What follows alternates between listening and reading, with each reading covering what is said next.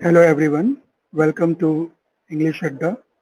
This video is created to introduce you to Unit 2nd of the English New Syllabus for UP Higher Education Service Commission Assistant Professor exam.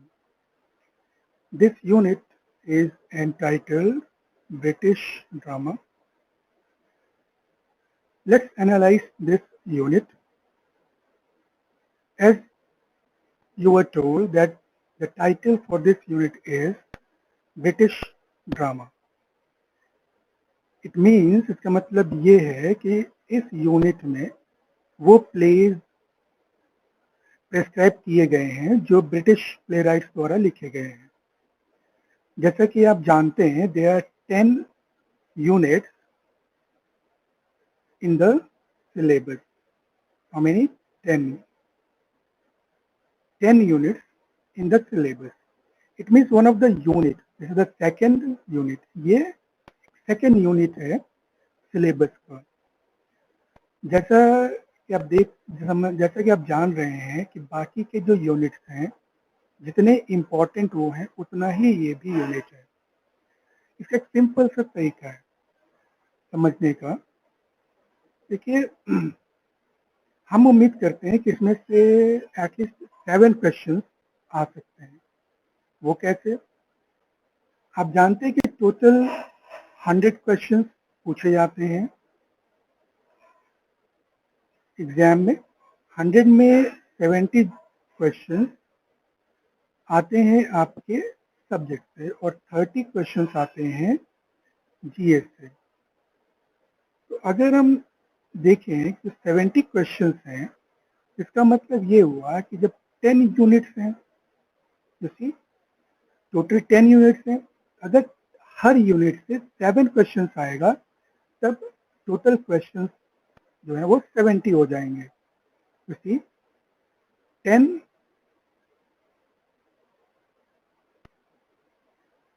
10 units into 7 questions, total 70. लेकिन ये जरूरी नहीं है कि हर unit से 7 questions आए ही. हो सकता है कि एक यूनिट से 10 आ जाए, एक यूनिट से 5 आ जाए, ये पॉसिबल है. ठीक है. तो इस यूनिट में क्या प्रॉब्लम हो सकती है? इस यूनिट में आप देखेंगे कि 14 प्ले राइट्स. ओके. और इन प्ले राइट्स के जो प्लेज प्रेस्क्राइब्ड हैं वो है टोटल 23. इसका मतलब कि अगर 14 प्ले राइट्स हैं तो हर प्ले राइट से क्वेश्चन आए ये जरूरी नहीं है, और हर प्लेस से क्वेश्चन आ जाए ये भी जरूरी नहीं है. क्योंकि अगर हर प्लेस से क्वेश्चन पूछे जाए तो टोटल 23 क्वेश्चन इस यूनिट से आने चाहिए, और अगर हर ड्रामेटिक्स से अगर एक क्वेश्चन पूछा है तो 14 क्वेश्चन आने चाहिए, जो दोनों ही प्रैक्टिकली पॉसिबल नहीं है. इसका मतलब ये हुआ कि कुछ ऑथर्स से क्वेश्चन आएंगे, कुछ ऑथर्स से क्वेश्चन नहीं आएंगे. तो क्वेश्चन ये उठता है कि हमें कौन से ऑथर को पढ़ना चाहिए या कौन से प्ले को पढ़ना चाहिए. चलिए आगे देखते हैं इसका क्या आंसर हो सकता है. देखिए ये सिलेबस है यूनिट 2 ब्रिटिश ड्रामा के. इसमें देखिए 14 ड्रामेटिस्ट हैं. पहले नंबर पे क्रिस्टोफर मार्लो को रखा गया है, और क्रिस्टोफर मार्लो के 2 प्लेज हैं, डॉक्टर फॉस्टर और जूल ऑफ माल्टा. फिर बेन जॉनसन, इनका जो प्ले है वो every man in his humour. फिर विलियम शेक्सपियर हैं, इनके 7 प्लेस प्रेस्क्राइब किए गए हैं. Hamlet, King Lear, the 12th night, as you like it, the Tempest, King Henry fourth. इस किंग हेनरी फोर्थ के 2 पार्ट हैं, part 1 and part 2. All together they are 7. और इसमें देखेंगे तो आपको पता चलेगा कि Hamlet and King Lear, his great tragedies. फिर 12th night and as you like it, these two are his popular comedies. The Tempest tragic comedy, King Lear is King Henry fourth is a historical. एक चीज और यहाँ notice करने वाली बात है कि क्रिस्टोफर मार्लो के बाद बेन जॉनसन को रख दिया, फिर विलियम शेक्सपियर को रख दिया। ये ऑर्डर में नहीं है। अगर हम ऑर्डर में अरेंज करना चाहें तो क्रिस्टोफर मार्लो के बाद विलियम शेक्सपियर का नाम आना चाहिए, फिर बेन जॉनसन का। ये प्रॉब्लम यहाँ पे भी देखिए, जॉन वैक्स्टर को कॉन्ग्रेव और ड्राइडन के बाद रखा गया, जबकि इनको उसको पहले रखना चाहिए। खैर, that doesn't make much difference. हमें ये देखना है कि कौन कौन से ड्रामेटिस्ट हैं और उनके कौन कौन से प्लेस प्रेस्क्राइब्ड हैं। जैसे आपने देखा क्रिस्टोफर मार्लो के 2 प्ले हैं, बेन जॉनसन का 1 प्ले है, शेक्सपियर के 7 प्लेस हैं, ड्राइडन का 1 प्ले है, ऑल फॉर लव, कांग्रेस का the way of the world, Webster का the duchess of Malfi, John Galsworthy के 2 प्ले दिए गए हैं, strife and escape. GB Shaw के 3 प्ले दिए गए हैं, Candida, Saint Joan, man and superman. John Synge, इनका 1 प्ले है, the playboy of the western world. T S. Eliot, इनका भी 1 ही प्ले दिया गया है, murder in the cathedral. Samuel Beckett, एक प्ले दिया गया है, waiting for Godot. John Osborne, look back in anger. Harold Pinter, the birthday party. Arnold Wesker, roots. देखिए, इसमें नोटिस करने वाली बात यह है कि जो ड्रामेटिस्ट यहाँ प्रिस्क्राइब किए गए हैं, they have made a valuable contribution to the growth of English drama. अगर क्रिस्टोफर मार्लो से शुरुआत करते हैं तो यहाँ आपको पता होगा कि क्रिस्टोफर मार्लो को हम मानते हैं कि वो फर्स्ट इंग्लिश ड्रामेटिस्ट है मॉडर्न इंग्लिश के, जिन्होंने इसको एक फॉर्म दिया ड्रामा को, और ब्लैंक वर्ड इनका एक इम्पोर्टेंट कंट्रीब्यूशन है। Ben Jonson, Everyman in his humour, इन्होंने comedy of humour. William Shakespeare को सभी लोग जानते हैं, उनके कंट्रीब्यूशन को जानते हैं। ओके, तो जो भी ड्रामेटिस्ट इसमें प्रेस्क्राइब किए गए, they have made a valuable contribution. हमें इस चीज को नोटिस करना चाहिए और इस चीज के बारे में जानना चाहिए। Don't read only about the dramatist and his play, read focus what his contribution. आपको ये भी ध्यान देना है कि उसका कंट्रीब्यूशन क्या है, वो इस सिलेबस में क्यों प्रेस्क्राइब किया गया है। Okay, now let's go to the next slide that will answer many questions. जैसे पहला क्वेश्चन हम लोग के सामने ये आया कि हमें किस राइटर को पढ़ना चाहिए और किस राइटर को नहीं पढ़ना चाहिए, क्योंकि हम जान रहे हैं कि हर राइटर से क्वेश्चन आए ये आवश्यक नहीं है और ये प्रैक्टिकली पॉसिबल भी नहीं है। इसका मतलब कुछ ऑथर्स को पढ़ सकते हैं, कुछ को इग्नोर कर सकते हैं, बट आई सजेस्ट कि हमें ऐसा नहीं करना चाहिए। ठीक है, कि हमें जो मेजर क्वेश्चन है कि कौन से प्ले को हमें पढ़ना चाहिए, किस प्ले से क्वेश्चन आएंगे। आई सजेस्ट फोकस, आपको इंपॉर्टेंट ऑथर्स पे फोकस करना चाहिए, ज्यादा फोकस करना चाहिए। ओके, बाकी पे ऐसा नहीं कि फोकस नहीं करना है, उन्हें भी हमें पढ़ना है ना। क्या सजेस्ट किया गया है, डोंट लीव एनी ऑथर और प्ले। हमें छोड़ना तो बिल्कुल ही नहीं है, हाँ हमें ये करना है कुछ ऑथर्स को विशेष तौर पे तैयार करना चाहिए, उनसे क्वेश्चंस पूछने की संभावनाएं ज्यादा है। ओके, शेक्सपियर हैं। अब अगर हम if you go to previous slide, देखिए अगर आप देखें तो ये 3 dramatist belong to almost the same period, then John Dryden and William Congreve. John Webster belongs to the group. Then John Galsworthy, G.B. Shaw and Saint. ठीक है, फिर T.S. Eliot, हम इनको इसी ग्रुप में ला सकते हैं। ठीक है, तो इसमें एक जो है वो that is central of the movement.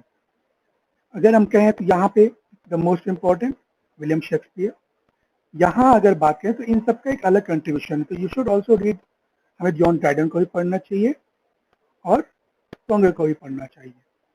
फिर गार्सवर्दी, जीबी शॉ, इन लोग का जो कंट्रीब्यूशन है प्रॉब्लम प्लेस लिखते हैं। ओके, तो अगर आप इन तीनों कहें तो इन तीनों का अलग अलग कंट्रीब्यूशन है, लेकिन जो मेन है वो जीबी शॉ है। He is more popular than these two. Okay, then T.S. Eliot, Samuel Beckett, you should read both. Okay, John Osborne, he is a different dramatist. Harry Painter is different dramatist, and Wesker is another. So ये जो writers हैं ये हालांकि almost same period या literary जो period है उससे belong करते हैं, लेकिन इनका कंट्रीब्यूशन बहुत डिफरेंट है। इनका जो प्ले है, उसका style, that is very different. Okay, तो आप देख सकते हैं इसमें कुछ राइटर्स हैं जिनको हम ग्रुप कर सकते हैं, और उसमें एक राइटर ऐसा है जो बाकी राइटर से ज़्यादा इम्पोर्टेंट दिखता है। ओके, तो this is how you can select. Okay, ठीक है। अब जो क्वेश्चन है कि हमें क्या पढ़ना चाहिए इन ड्रामेटिस्ट के बारे में और उनके प्लेस के बारे में। देखिए, पहला तो आप ऑथर के बारे में पढ़िए, मीन्स ड्रामेटिस्ट, और उन ड्रामेटिस्ट के बारे में क्या पढ़ना है, जैसे आप उनके लाइफ के बारे में पढ़िए। ओके, देन उनके वर्क्स के बारे में पढ़िए। ओके,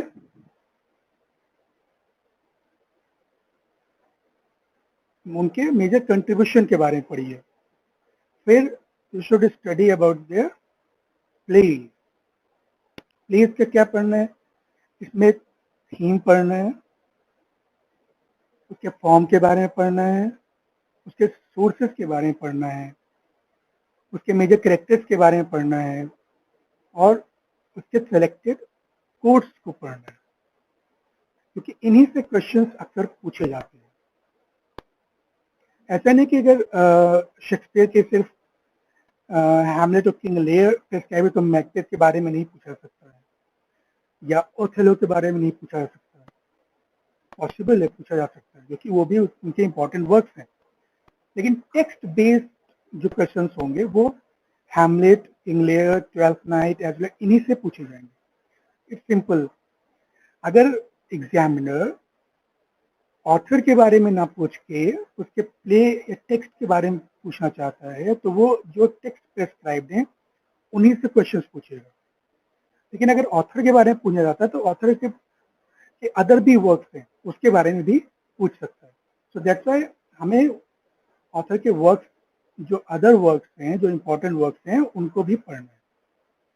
ओके, और प्ले में क्या क्या पढ़ना है, हमें थीम के बारे में पढ़ना है।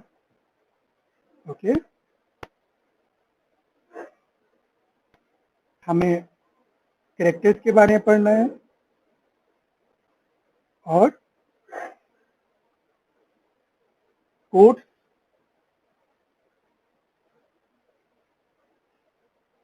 ओके, और सोर्सेज के बारे में पढ़ना है।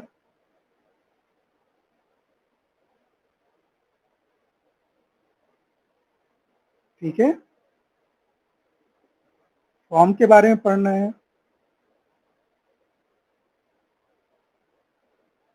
ठीक है, तो आपको इन सब के बारे में पढ़ना है। अगर आप इतना कर लेते हैं तो आप रेडी हैं किसी भी तरह के क्वेश्चंस को हैंडल करने के लिए। ठीक है, finally you should study about the age. हमें एज के बारे में पढ़ना है। एज मीन्स किस एज, लिटरेरी पीरियड या मूवमेंट से बिलोंग करते हैं जो ड्रामेटिक या प्लेस प्रिस्क्राइब्ड हैं इस यूनिट में। ओके, क्योंकि इससे भी क्वेश्चन अक्सर पूछ लेते हैं। Got it? तो आपको इसके बारे में भी पढ़ना है। आई थिंक कि आपको जो ये यूनिट है अच्छे से समझ में आ गया होगा। ये एक ब्रीफ एनालिसिस है इस पूरे यूनिट का। हम नेक्स्ट वीडियो में कोशिश करेंगे कि आपको ये जो 3 चीजें हैं ये प्रोवाइड कराई जाए। Okay, we will start with the first author Christopher Marlowe. हम क्रिस्टोफर मार्लो के बारे में पढ़ेंगे, उनके जो प्लेस प्रेस्क्राइब्ड है उसके बारे में पढ़ेंगे, वो किस एज से बिलोंग करते हैं, वो क्या कंट्रीब्यूशन है इसके बारे में भी पढ़ेंगे। लेकिन जैसा कि आप जानते हैं कि क्रैश कोर्स है, इसमें हम बहुत डिटेल में नहीं जा सकते, इसलिए हम आपको शॉर्ट में या बहुत ब्रीफ में वो सारी इम्पोर्टेंट इंफॉर्मेशन ड्रामेटिक्स से रिलेटेड और प्लेस से रिलेटेड प्रोवाइड करने की कोशिश करेंगे, जो एग्जाम के पर्सपेक्टिव से आपके लिए बहुत इम्पोर्टेंट होगा। ओके, तो थैंक यू, और उम्मीद करता हूँ कि आपको ये जो वीडियो बनाया गया था यूनिट सेकंड से इंट्रोड्यूस कराने के लिए आपको पसंद आया होगा, और इसमें जो यूनिट सेकंड है वो आपको समझ में भी आया होगा, और अपनी स्टडी कैसे प्लान करना है उसमें आपको ये वीडियो हेल्प करेगा। Okay, thank you.